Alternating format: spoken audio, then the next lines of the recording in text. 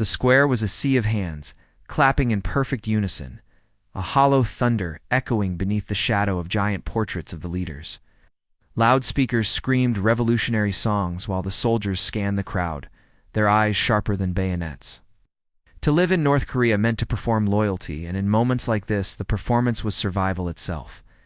Junho's palms stung, but he forced his rhythm, clapping like a machine. Sweat dripped down his brow despite the icy air. His teenage son Min-jae stood beside him, his own hands red and raw. They knew the routine. Clap louder than pain, smile broader than hunger, shout louder than despair. Anything less could be seen as betrayal. But Junho was tired. The factory had demanded 12 hours of labor the day before, and his stomach had known nothing but a thin broth of cabbage leaves for days. His clap slowed, softened, a fraction quieter than the tide of sound around him. His arms felt heavier than iron. For an instant he closed his eyes just to rest. That was when Min-jae noticed. A soldier's gaze had fixed on them, narrow and predatory. Min-jae's heart slammed in his chest.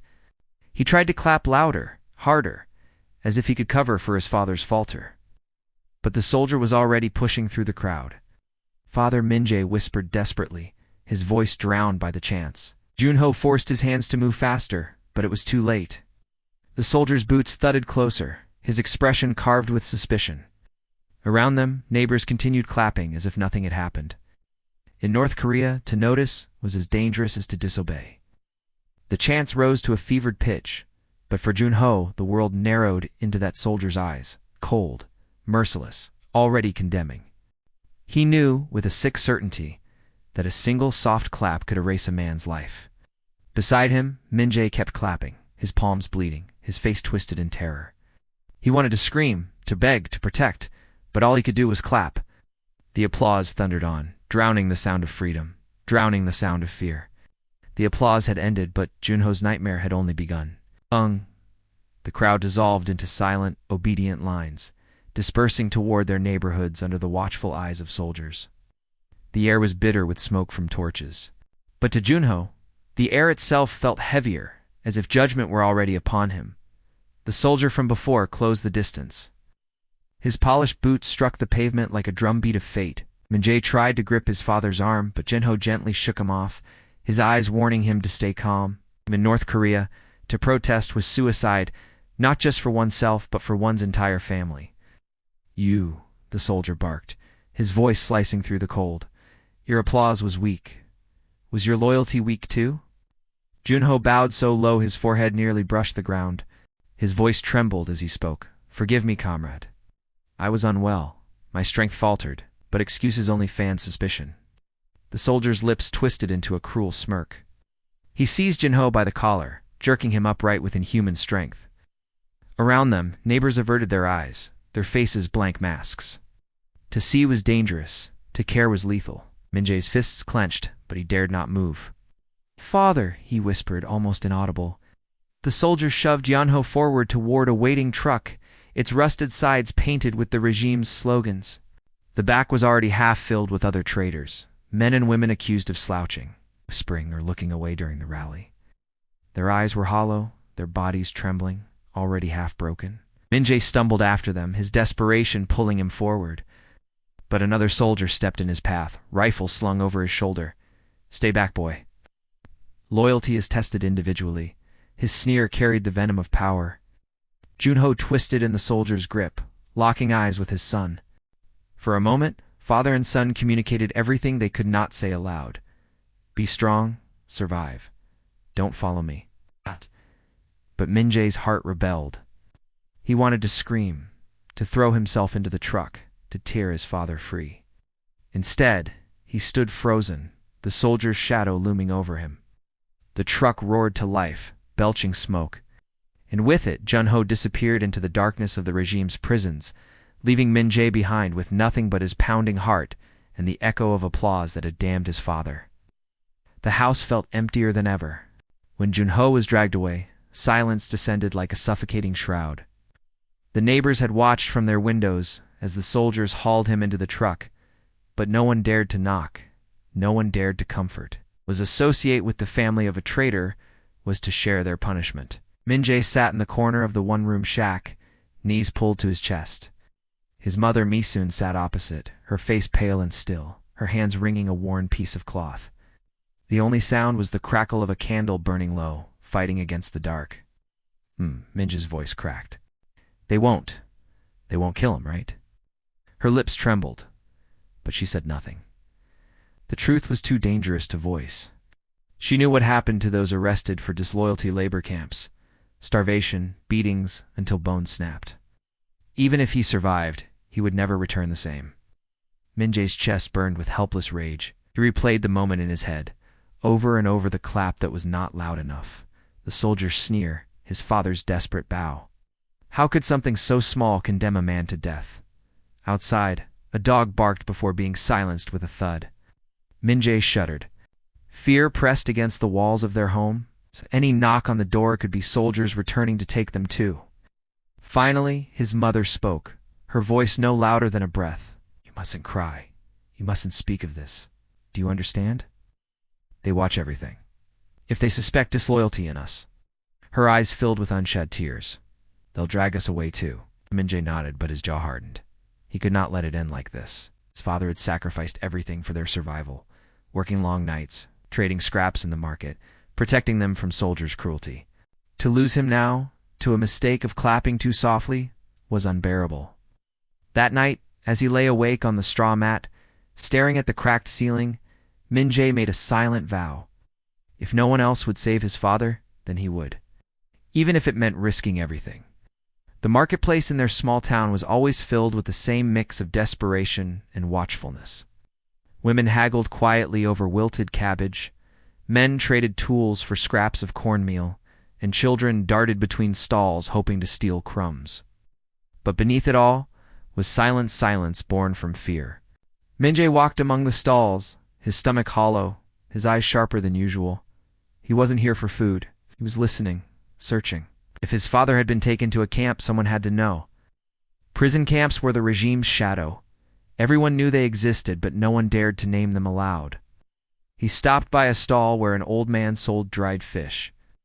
The man's eyes were clouded, his hands trembling. Min-jae whispered to Jushi, "Do you know where they take people? People arrested?" The man stiffened, his face whitening. For a moment, Min-jae feared he had made a terrible mistake. But the old man's gaze softened when he saw the boy's desperate eyes. He leaned forward, his voice no more than the rustle of cloth. "Camp Yodek," he murmured. "Your father was accused of disrespect. They'll send him there. Few return. They do. They are no longer men." Min-jae's heart sank. He had heard whispers of Yodok stories of starvation, men breaking rocks until their hands bled, women dragged away at night, children buried in shallow graves. It was a place that swallowed people whole. Before he could ask more, 2 soldiers passed through the market. Everyone froze. Min-jae lowered his head, pretending to inspect the fish. His pulse thundered in his ears. "Dot!" One soldier paused, scanning the faces around him as if savoring the fear. Then, with a cruel laugh, they moved on. The old man shoved a dried fish into Min-jae's hand. "Go home. Don't ask again. Words like these will kill you." Min-jae bowed deeply before hurrying away, clutching the fish, but thinking only of Yodok. The market's whispers had confirmed his worst fear. His father was in the jaws of the regime's cruelest prison. That night, as the wind howled against their thin walls, Min-jae whispered to his mother, "I know where he is, and I'll bring him back." Her face went pale with terror. "Min-jae, don't say such things. You'll be killed." But Min-jae's eyes burned with a new fire. For the first time, he believed he had a path, however impossible. The nights in their village were darker than death itself. Electricity rarely reached them, and when it did, it flickered like a dying candle. Min-jae lay awake on the mat beside his mother, his mind racing. Every image of his father bent at the kitchen fire, laughing softly despite hunger, ruffling his hair after long days flashed like sparks. Now those hands were bound, that laugh silenced. By dawn, Min-jae knew what he had to do. He slipped from the house and walked toward the river, where smugglers sometimes traded with villagers. Smuggling was punishable by death, yet it was the only way to reach anyone beyond the walls of his world. At the riverbank, he found a woman crouched low, passing a small sack of rice to a fisherman. Their eyes widened when they noticed him. You shouldn't be here, the woman hissed. Minjay bowed. Please, my father. They took him to Yodak. His voice broke on the name. I need to know how to reach him. The fisherman's face hardened. Boy, you don't understand. Yodak is death. No one goes in, and no one dares to bring anyone out. But Minjay didn't falter. Then tell me who can. I'll do anything. The smuggler studied him with cold eyes. You're just a child. You'd die before you reach the gates. She started to turn away, but something in his trembling hands, in the fire etched across his young face, made her pause. She leaned closer, whispering. There are traders near Hayasan, at the border. Some of them bribe guards. They might know a way close to the camp. But listen carefully.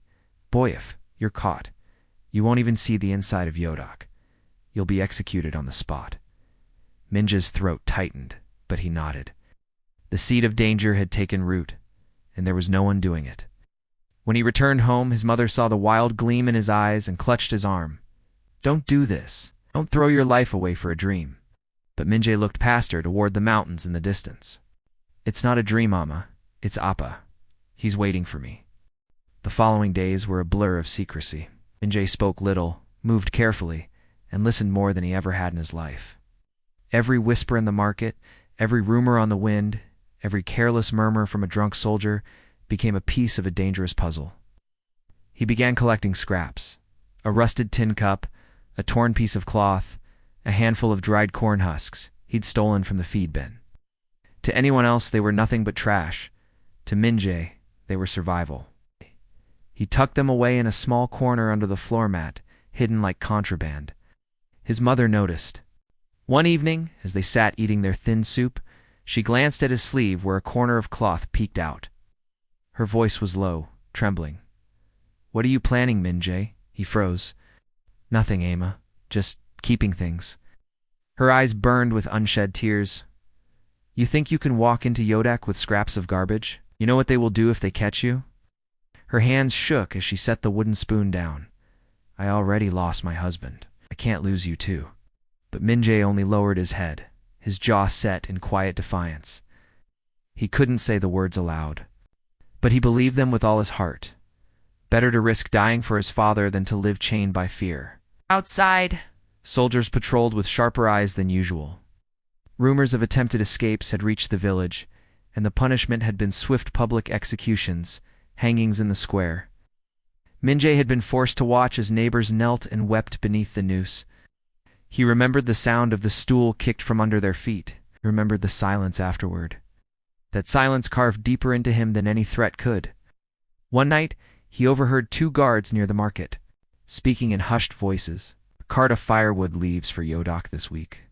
Supplies for the soldiers there, a cart. His pulse thundered.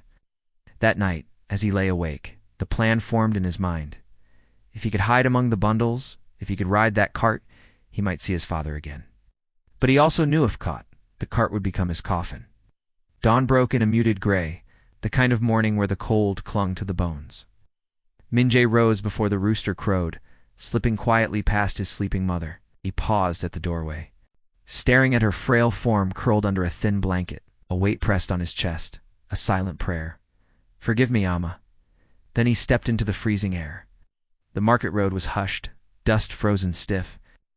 At the edge of the square, near the barracks, the cart stood a crude wooden thing piled high with bundles of firewood lashed together with twine.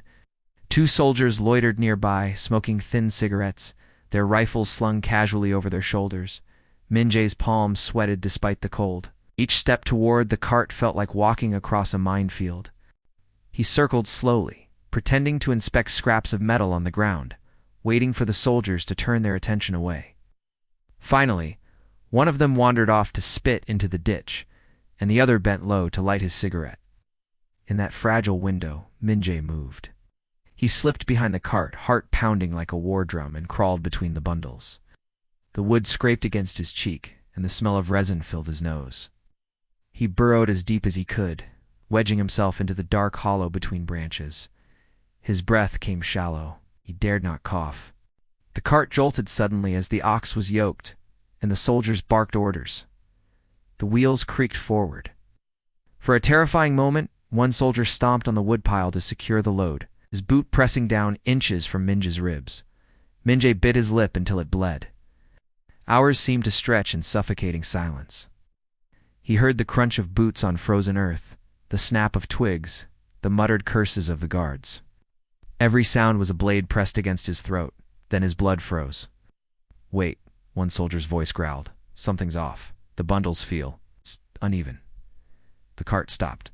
The wood above Minjae shifted as hands began tugging at the branches. Splinters rained down on his face.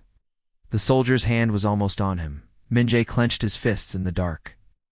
"If this is the end, let me at least see my father before death." The soldier's hand plunged deeper into the bundles of firewood. Branches scraped together, the crackle loud in Minja's ears, louder than thunder. He curled tighter into himself, chest pressed to his knees, every muscle trembling with strain. A boot kicked the side of the cart. "Unstack them," the soldier barked. His voice was thick with suspicion. Another soldier groaned, clearly irritated by the order, but he obeyed. One by one, the bundles were lifted off. Thuds echoed as they dropped onto the frozen ground. Minja's heart plummeted with each bundle removed. Soon there would be nothing left but him, a terrified boy caught like a rat in a trap. "Why so paranoid?" the second soldier muttered. "It's just wood. Would hide in this filth. Smugglers are clever. Rats crawl everywhere," the first spat, tearing away another bundle. Minjae's chest tightened. His face stung with resin and dirt. He imagined the soldier's hand gripping his hair, dragging him out, his small body flung on the ground like a sack of contraband. He pictured his mother being beaten for his disappearance, his father left to rot in prison without hope. Then, by some cruel mercy, a whistle pierced the air. Another guard called from the checkpoint. "We're late for inspection. Move that cart now," the suspicious soldier cursed, tossing the half-lifted bundle back on the pile. "Fine, but Mark, me something's off." The cart lurched forward, oxen groaning under the strain. Minjae lay buried in the semi-unstacked load, body shaking, tears pooling silently against his dirt-caked skin. He dared not move, dared not breathe too loudly. As the wheels creaked over the frosted road, he whispered to himself in the suffocating dark, "Appa, wait for me. I am coming. Even if my blood freezes before I see you, I am coming." The journey was far from over, but for this fragile hour he had cheated death. The cart jolted to a stop at the foot of a ridge where the path narrowed into a shadowy passage. The smell hit Minjae firsthand, acrid stench of sweat, sewage, and smoke. He knew instantly what lay beyond. The prison camp. Through a gap in the firewood, he caught glimpses of barbed wire glistening with frost, guard towers rising like skeletal monsters, and soldiers pacing with rifles cradled in their arms. Behind the fence, shadows moved, men and women, skeletal, shuffling in lines, their backs bent as though gravity itself had broken them. His father was in there somewhere. The cart driver paused to show his pass to a guard. The voices were close enough for Minjae to hear their indifference. "More wood for the kitchen." "Hurry, it's freezing." The cart rolled forward. Minjae knew he could not ride all the way inside. If he did, the wood would be unloaded and he would be discovered. His only choice was to slip out now at the very edge of hell. But if he left too soon, soldiers would spot him. Too late, and he would be trapped inside. His pulse throbbed in his ears. He waited until the cart slowed near a dark bend, the fence towering just ahead. Gathering every ounce of courage, he wriggled free, dropping silently into the snow. His body jolted with the cold impact, but he crouched low, vanishing into the shadows. The cart rumbled on without him. No alarm was raised. For a moment, only the crunch of his breath filled the night. Then he looked up. The fence loomed just meters away, barbed wire shimmering under the moon. Beyond it his father, his blood, the man whose hands had once lifted him high in the air, who had taught him to tie knots and sing folk songs. Minjae's lips trembled. Sight both strengthened and broke him. He pressed his frozen hands together, whispering a promise into the dark. "Appa, I am here. I will find you, no matter what it costs." The last step remained the most dangerous of all. Minjae crouched near the frozen fence, every nerve burning with fear. The guard's flashlight swept across the snow, lingering dangerously close. He pressed himself flat to the ground, his heart hammering so loud he was sure it would betray him. The fence was impossible to cross. It was laced with barbed wire and humming with electricity. Yet beyond it, he saw them. Prisoners lined up at dawn, dragging their feet as they were marched into the fields, and among them he recognized his father. Even from a distance, the shape of his shoulders, the limp in his gait, was unmistakable. Tears blurred Minja's vision. His father looked like a ghost, hollow-eyed and starved, but alive. How could he reach him? He couldn't. Not by force, not by breaking through. His only weapon was the one thing that had doomed them both in the first place: clapping. As the guards barked slogans and demanded salutes, Min Jae stood from the shadows. His frozen hands came together. Clap, clap, clap. Each sound cracked in the air, louder than gunfire in his ears. Soldiers whipped around, rifles raised. His father lifted his head, eyes widening in disbelief as they locked onto his son. For a heartbeat, time itself seemed to stop. Min Jae kept clapping, harder, faster, though his palms split and bled against the cold. "Appa!" he shouted, his voice breaking. "Came for you." The soldiers surged toward him. The barrel of a gun met his chest. But for that one impossible moment, his father's lips curved not into fear but into a smile. A smile filled with love, with pride, with everything words could never say. The last thing Min Jae heard before the world erupted in chaos was his father's voice, hoarse but unbroken. "My son," and then the darkness claimed him. Whether he lived or died, no one would know. But in the silence that followed, the sound of his clapping lingered going inside the camp, echoing inside the prisoners' hearts, a fragile rebellion against despair. The boy's love had broken through the barbed wire, if only for a fleeting moment.